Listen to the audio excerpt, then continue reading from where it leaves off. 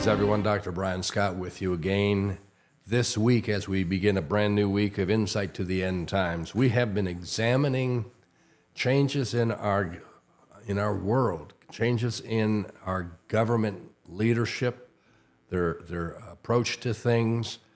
This is not just one nation. This is a global effect that's occurring. There are probably aspects of this that occurred before, but they're really being accentuated in these days that we're living because of the days in which we're living. Today is Monday, November the 13th. Over 5 weeks ago, roughly speaking, Hamas invaded Israel. That's led to the Israeli-Hamas war that's ongoing and continues to be quite a situation. A lot of bombing, a lot of death, just a lot of terror has been released on the world, and there's a lot of warfare now all around the world as you have pro-Israeli groups and you have pro-Palestinian groups, and you even have some pro-Hamas groups. And they all have their agendas, they all have their points of view, and so on and so forth. It doesn't seem as if anyone ever gets to the bottom line in these situations to decide whether things are right or wrong or correct or not correct. Anyways, I want to share some more thoughts with you on the fact that we are moving closer and closer to this one world nature. And this is predicted in the scriptures. This is what the Antichrist, who will come on the scene at the beginning of the tribulation period of 7 years, he will be pushing for a one world position. He wants to be the ruler over the entire world. He is empowered by Satan himself, who in heaven was known as Lucifer. He was one of the 3 archangels. And it has always been his desire to rule the world. We covered this in our session yesterday, the 5 I wills of Satan. But let's get into today. I wanted to just mention that when I grew up, I was born here in Canada. I've been raised here, basically within the same region of southwestern Ontario, and I've been educated here. I've had my law practice in this area. I have had some business endeavors in this area. I have been pastoring a church for many years now. I have been a student and a studier of end-time prophecies for over 40 years, roughly 43 years now. I really became quite interested in the year 1980, and through my law practice days, I had the privilege of representing a number of internationally acclaimed end-time prophetic teachers, men whose lives are dedicated to studying the end-time scriptures and teaching on them. And they became not only clients of the firm, but they became very close personal friends. I traveled with them. I spent a great deal of time with them. We talked about scriptures, we talked about timing and so on. But through all of this, what I really want to say to you is all I've ever known is freedom. Freedom of religion, freedom of choice, freedom of speech, freedom of belief, freedom to associate, freedom to gather. Everything has always been freedom. And it was a shock to my system and probably to yours as well when the pandemic hit in 2020, because all of a sudden freedom was something we no longer had the right to.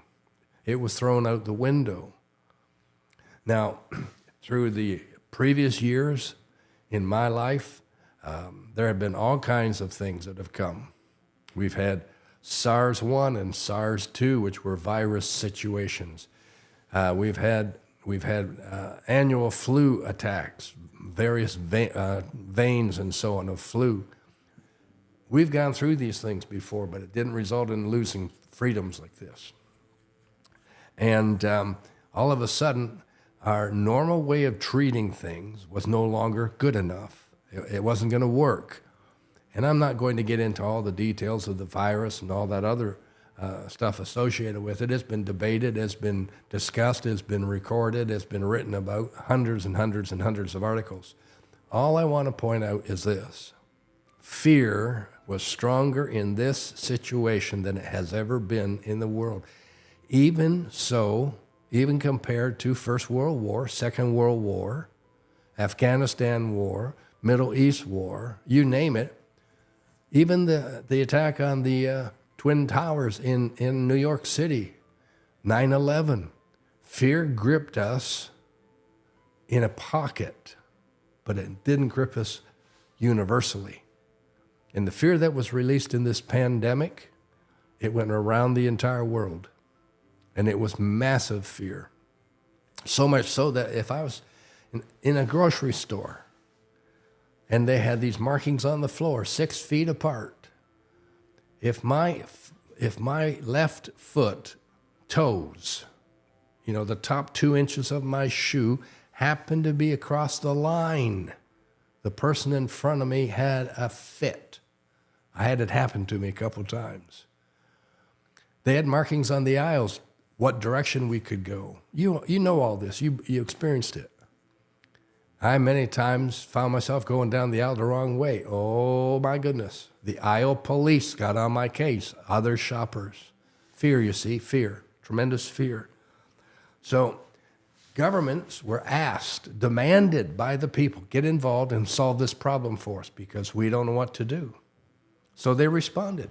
I guess we can't blame them for responding. A demand was made of them to respond. But did they respond appropriately? Did they go too far? Seems to me they did. When they shut down everything except a very few places, there's how do you justify shutting down churches and shutting down family gatherings and shutting down all the normal stores, but you keep big box stores open? Now, we had stores shut down right, left, and center, but the thing that really caught my attention as humorous to me was the government-run beer stores and the government-run liquor stores were allowed to stay open. That should tell us something.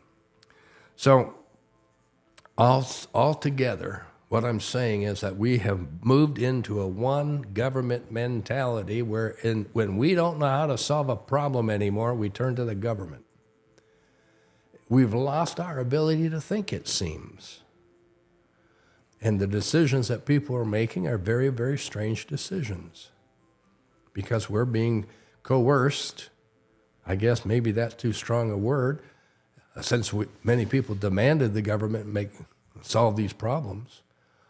I was branded many, many times for wanting to have a discussion of pros and cons. There's no room for pros and cons. You have to do what you're told. Well, I just want to debate the pros and cons. Is this legitimate? And who decided 6 feet was the key number? And who decided that a family gathering of no more than, 4 people? And who decided you had to have it outside? Like a lot of things didn't make sense. Anyways, let me close. You might be saying, please close. Let me close. Some people are so brainwashed with this, and I don't say that disrespectfully, but there isn't anything anybody can say to you that you will listen to other than what the government says. And really, come on. Not everything they say makes sense. If you've never heard the story of how to cook frog's legs, it goes like this. Take a frog and put him into tepid water. Put the container, like the pot, on the stovetop. Slowly start turning it up. Go through number 2, then go up to number 3, then go up to number 4, then go up to number 5, and go up to number 6. And when you get to number 7, that might be the point where the water starts to boil. I don't really know what the numbers indicate in terms of when boiling does occur. That's not my forte. But let's say it was number 7. You get to number 7 and the water's boiling and there's that frog. He's been swimming around having a great time and all of a sudden he's toast. And you got frog's legs. How did it happen? Slow, methodical, intensify the situation. How's this one world government coming into existence? Slow, methodically, intensifying the situation, watching people's responses, turning up the heat a little bit more, watching their response, and before you know it, we're done. And we are done.